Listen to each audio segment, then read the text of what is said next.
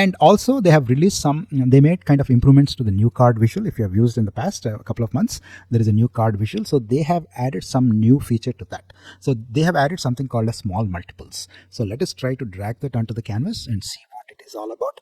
In this case, if you have already used the new card in the recent past, you know that you can pass the data and you can kind of visually you can make sure that visually it looks good. You have those cards and all those options. I think people who have used the new card visual in the last couple of weeks, they know this.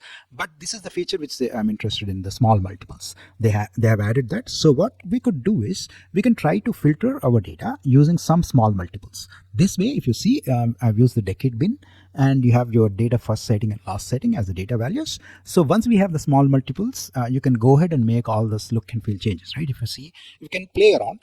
They're pretty intuitive. You have layouts, and you have your small multiples header and small multiples layout. It is single column or single row or grid layout. All those things are there. So people, if you have used the new card in the past, some of the features are pretty well known for most of us. And you can make the changes to this small multiples header also. You can make it as for example, you can make it as vertical and horizontal. And also the overflow style, if it is paginated, it is by default. You want continuous scroll like I'm showing on the visual, you can do that, those changes too. You can, like I said, you can play around. It should be easy. And also in the small multiples header, you can make it as vertical or horizontal. Vertical, this way you know that these are the left side. You can see those small multiple values which you have added. This is something which they have newly introduced. I think yesterday or a couple of days ago they have upgraded the Power BI desktop, so that feature is available.